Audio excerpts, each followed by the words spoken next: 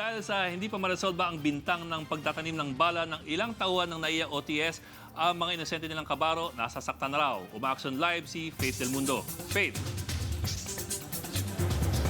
Bok, Cheryl, apektado nga ang moral ng mga taga-OTS na sa NAIA. Dahil nga dito sa isyu ng tanimbala, pati nga ang kanilang pamilya ay apektado na rin. Inilabas nga nila kanina ang kanilang saloobin dito nga sa misa na isinagawa sa NAIA Terminal 2. Naging emosyonal ang mga empleyado ng Office of Transportation Security sa idinaos na unit de masa na NAIA Terminal 2 kanina. May suot pa silang pink na ribbon na bahagi raw ng kanilang silent protest. Sana po, unawain din po nyo kami. Durog na po yung pagkatao namin. Apektado pati pamilya namin. Huwag po kayong magdala ng bala na alam nyong bawal sa bagahe.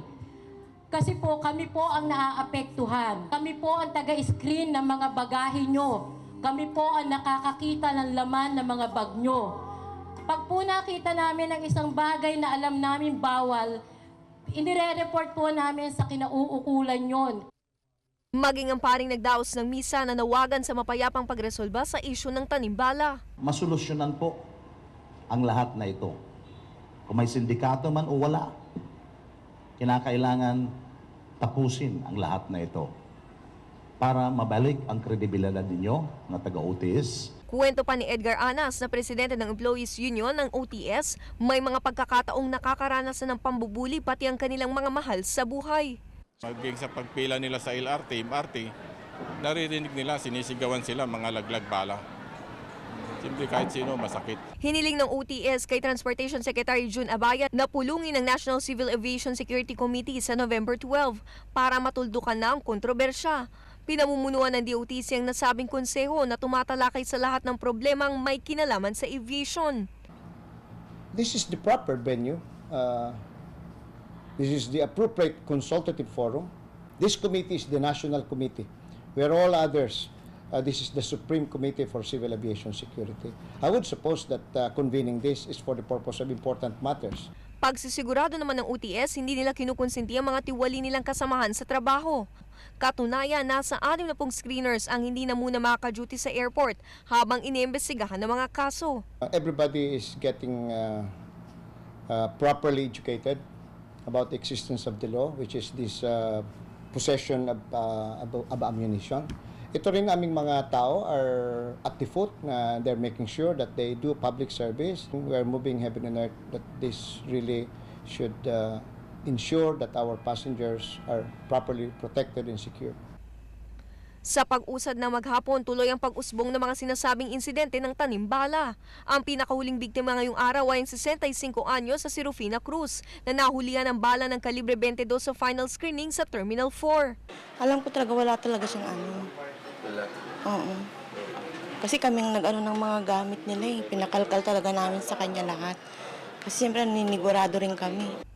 Na-inquest na siya sa piskalya at pinalaya rin kinalaunan.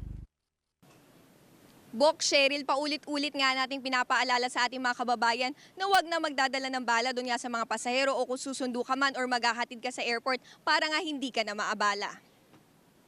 Bok, Cheryl?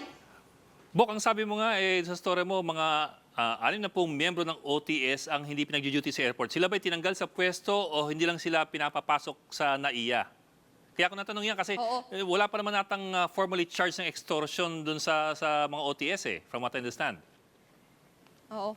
Bok, yung mga 60 na screeners na tinanggal o nirelieve lang sa pwesto, nagjo-duty pa rin nga sila sa office. Hindi lang sila pinag-duty dito sa NAIA. Kaya habang meron pang mga kaso, iniimbestigahan pa yung kaso, dun muna nga sila sa office. Bok?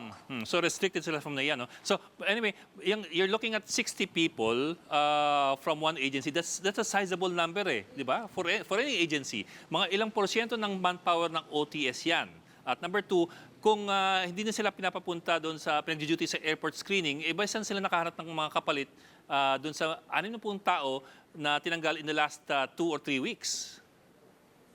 Oo. Bok, ayon nga sa OTS na sinasabi nila na nasa 2,300 daw yung kanilang mga tauhan. So maliit lang naman ng porsyento yung 60 na screeners na kanila tinanggal dito sa NAIA. So at hanggang sa ngayon naman kasi tuloy-tuloy daw naman ang pag-hire nila ng mga tauhan nila. Kaya hindi naman sila nagkakaroon ng kakulangan sa mga tao dito sa airport. At sinisigurado nga nila na tuloy-tuloy naman ang ginagawa nilang seguridad at talagang inaayos nila ang kanilang mga trabaho. Bok? Okay, maraming salamat, Faith Del Mundo. Be sure to come back. News 5 everywhere. Copyright 2015.